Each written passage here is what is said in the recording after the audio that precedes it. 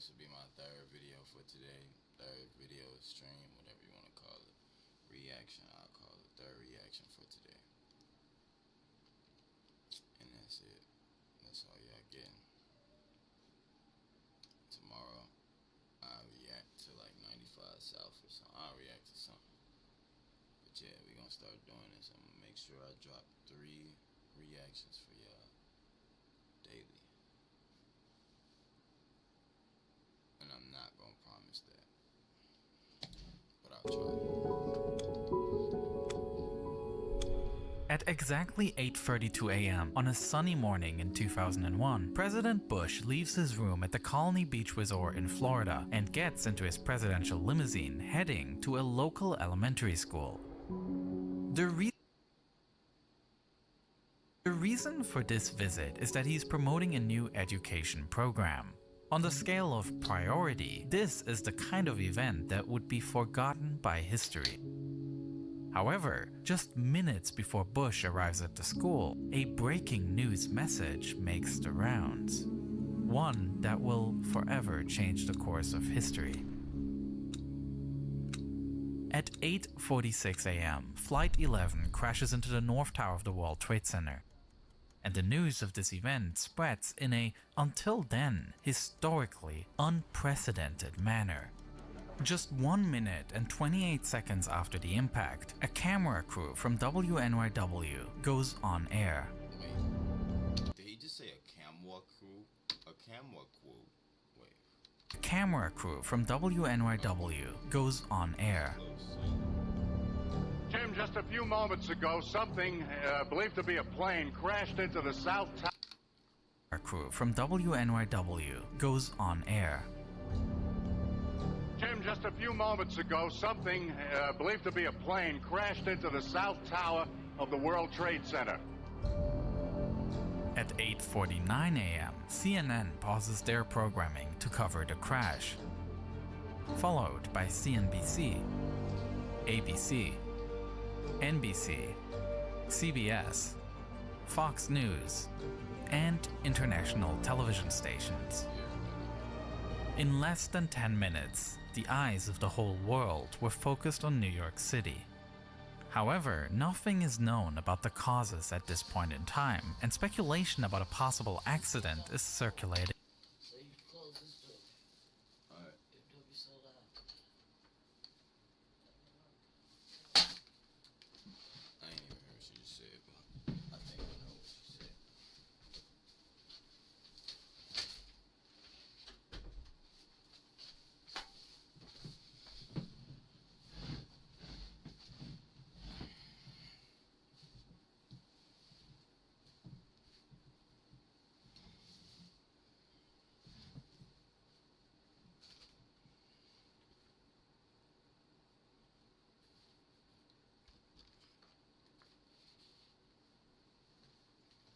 All I wanted to do was open up my beef jerky.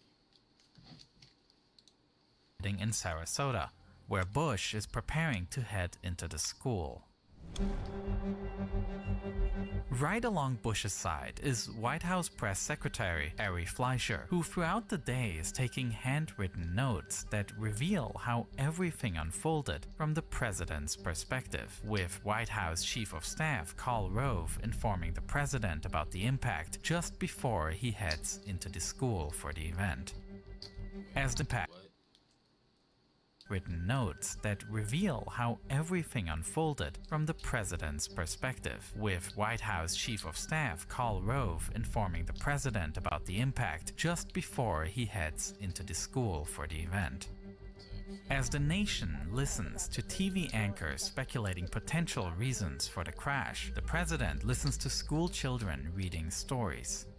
There's still the possibility that it could all be just a tragic accident. But a few minutes later, this possibility can be ruled out. At 9:03 a.m., United Flight 175 heads for the South Tower. Exactly 2 minutes elapsed as the news circulated among reporters and White House staff, with the president being one of the few people unaware of what's going on until eventually the White House Chief of Staff leans into Bush's ear and says, "A second plane hit the second tower. America is under attack." A few miles away at this time, a US government-modified Boeing 747 with the usual call sign Air Force One prepares to take the president back on a short journey to Washington, D.C. What no one can predict at this point is that the president will be on that plane for much longer today. After the school event was cut short, senior White House staff gathers in an adjoining classroom for a briefing, following the news on TV much like the rest of the country, and an initial statement was prepared. Today we've had a national tragedy. Simultaneously, the Air Force is clearing the way for a seamless flight of the presidential plane. I need you guys to keep a good eye on Air Force One today and make sure that it gets priority. They're going to probably be taking off early here to come back to Washington, D.C. So is there any way that you can help us out on that? Yep. They're out of Sarasota. They'll be coming back probably in the next hour, I believe. But whether Bush should really return to the Capitol in this situation is unclear, as the attacks on the nation continue. While the president is in his limousine heading to the airport, he is informed of yet another strike. This is coming at 9:43 Eastern Time. We're looking at a live picture from Washington, and there is smoke pouring out of the Pentagon. About 10 minutes after the strike against the Pentagon, Air Force One is about to take off from Sarasota. The Secret Service had received reports that a person with an unclear device was near one end of the runway, and the fear was that it might be a weapon. Even though later it turned out to be nothing but a camera, as a precaution, the pilot decided to turn the plane around and take off from the other side so as not to be in the line of sight of a possible shooter. Unlike usual, the plane also climbs at an extremely steep angle, a safety maneuver that can protect against ground attacks. As Air Force One continues to gain altitude, heading towards the capital city, one other plane over US airspace is still under the control of the hijackers. Flight gain altitude, heading towards the capital city.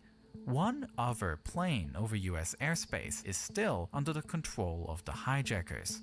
Flight 93, initially heading to San Francisco, had changed course, now also approaching Washington, D.C.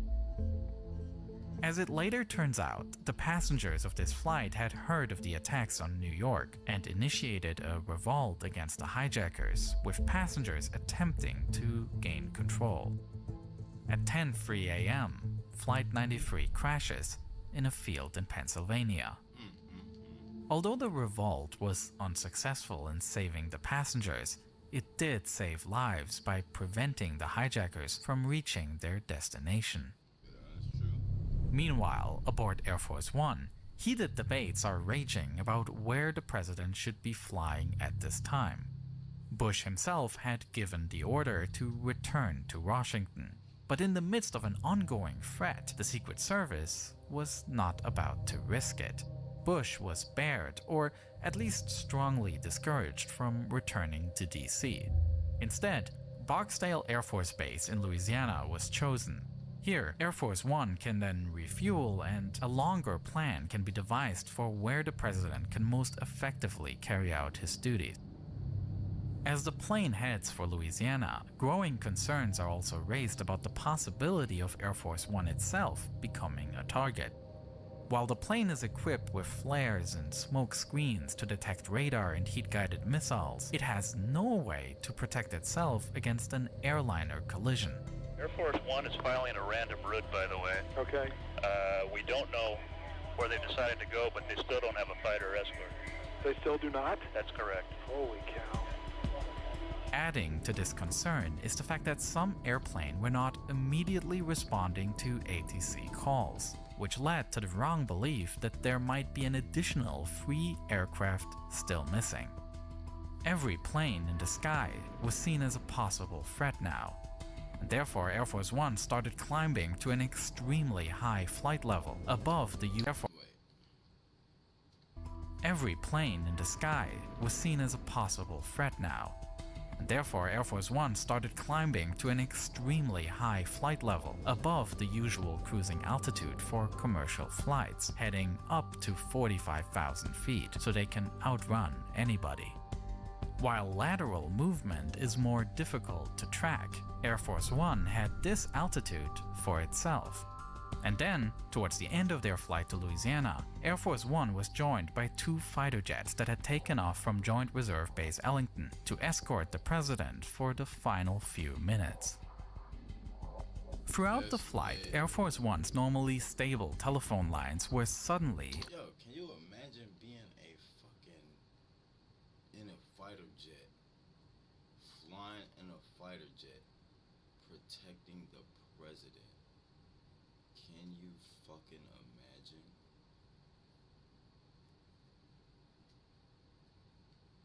Oh my God. Unreliable, making communications with the White House, where Vice President Cheney was sheltered in a secret bunker, very difficult. Communication network. Throughout the flight, Air Force One's normally stable telephone lines were suddenly unreliable, making communications with the White House, where Vice President Cheney was sheltered in a secret bunker, very difficult. Communication networks across the country were at their limit that day, and Air Force One wasn't an exception. And it was during this flight when a controversial military order was made. One that, until today, is a controversial topic of discussion. In the bunker below the White House, there were ongoing fears that another hijacked plane was flying towards Washington, D.C. It later turned out that this was Flight 93, which crashed in Pennsylvania 10 minutes earlier.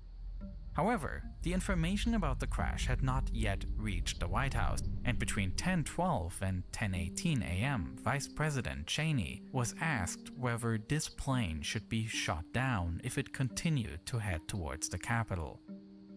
According to witnesses, as well as Cheney's own biography, he replied without hesitation and gave the go-ahead for the shooting down of a commercial plane that poses danger. The problem with such an order, however, What if that wasn't even... Okay, so what if they didn't crash? And what if that was just a regular plane? Wow. is that Cheney, as vice president, is not part of the military chain of command. According to this hierarchy, go ahead for the shooting down of a commercial plane that poses danger. The problem with such an order, however, is that Cheney, as vice president, is not part of the military chain of command. According to this hierarchy, such an order comes from the president, with the only other person in question being the Secretary of Defense, Donald Rumsfeld, who is second in line to the president.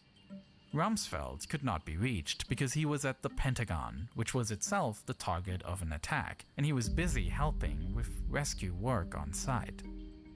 Standing in the same secure room as Dick Cheney when he made that order was White House Deputy Chief of Staff Joshua Bolten.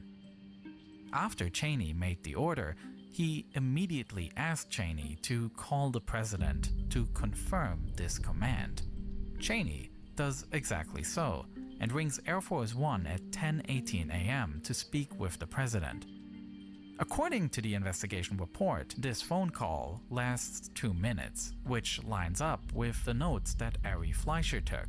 At 10:20 a.m., these notes show the words, "Authorized shutdown if necessary." The question, however, remains. Did Vice President Cheney initially give a command that he wasn't entitled to give? He himself denied it and stated that he had already confirmed this order in a previous conversation with Bush. And in fact, Fleischer's notes do show that Bush and Cheney spoke on the phone beforehand, visible in the above entry at 9:45 a.m. However, there is no sign of a conversation about a possible shootdown. Whether the two spoke about this or not can not be answered conclusively. Upon landing at Barksdale Air Force Base, a more detailed briefing took place, and the president once again addressed the nation. Freedom itself was attacked this morning. As Bush delivers his speech, his security team and national advisors have come up with a new destination. The president is determined to head to the White House, saying, "I want to go back home ASAP, and I don't want whoever this is holding me outside Washington." But the Secret Service disagrees, with Eddie Mernzel, the president's lead Secret Service agent, saying, "Our people are saying it's too unsteady still." Therefore, at 1:48 p.m., Air Force One takes off from Barksdale Base, heading not for Washington, but for the Offutt Air Force Base in Nebraska. The reason they decided to go here is that this base has the US Stratcom bunker, an immensely protected underground compound with advanced communication capabilities. On this journey to Nebraska, Air Force One is flying almost entirely alone in American airspace. Already at 9:45 a.m., 1 hour after the first strike, a complete closure of all US airspace was ordered, after which aircraft had to land at the nearest possible airport. At around 12:15, this closure was completed, with all commercial and general aviation grounded. After landing at Offutt Air Force Base, the president and his team gathered in the US Stratcom bunker. It is located 40 feet underground and is thickly built to provide protection from any possible attacks. In addition to an extensive communication center, there are also several other rooms with offices and even bedrooms, so that this station could function as an overnight base if necessary.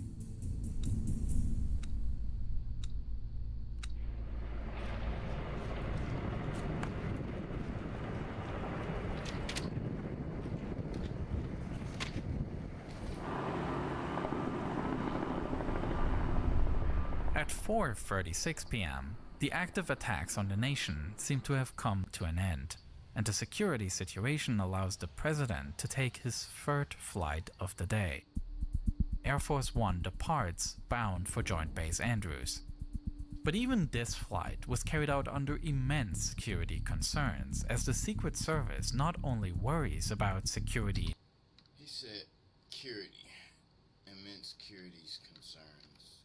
For Joint Base Andrews. But even this flight was carried out under immense security concerns, as the Secret Service not only worries about security in the airspace, but also considers possible threats on board.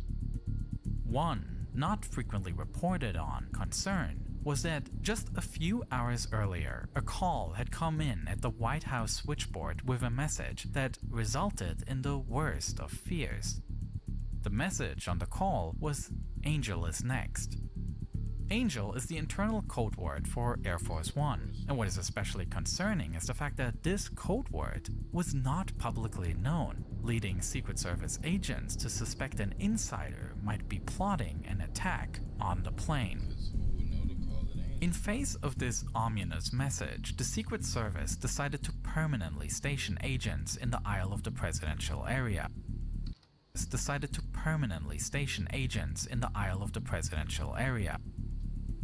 Additionally, another agent was placed near the cockpit door, ready to defend it from any intruders.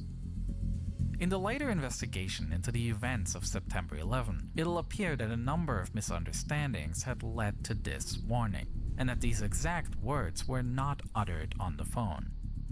It was one of many false alarms that day that severely raised tensions aboard Air Force One. At 6:44 p.m., Air Force One lands at Andrews Air Force Base. From here, the president flies on Marine One to the White House, where he will address the nation from the Oval Office that same evening. A simple journey that was supposed to take just 2.5 hours turned into a tense relay race between Sarasota, Florida and the White House in DC. All in all, it took more than 9 hours, a time period in which thousands of lives were lost in an attack that will shape the next decades. As for Air Force One, this was arguably the most serious test of its safety capabilities that ever occurred. Many of the protocols were shown to work, and the pilots made decisions to ensure maximum safety. At the same time, the day also revealed weaknesses, with a large delay until the flight could be escorted, as well as confusion due to false reports, and an unreliable communication network. All things that were improved on in the following years. The September 11 attacks brought the realities of global events directly into our homes through cable news. In the more than 20 years since, the media landscape has changed dramatically. Today, outlets not only rely on TV ratings, but also on generating clicks, leading to increasingly divisive headlines and stories designed to provoke. Today, outlets not only rely on TV ratings, but also on generating clicks, leading to increasingly divisive headlines and stories designed to provoke outrage. And it's easy to fall into this cycle of only reading articles that confirm our opinions. To better navigate this, I personally use Ground News, the sponsor of this video. Their app allows you to see how different news outlets report on the same. Fuck off. Okay, well, I'm guessing that was that video. If you enjoyed that bit, make sure you hit the like button. Subscribe if you're new. Turn on post notifications to tap in with me when I tap in with y'all.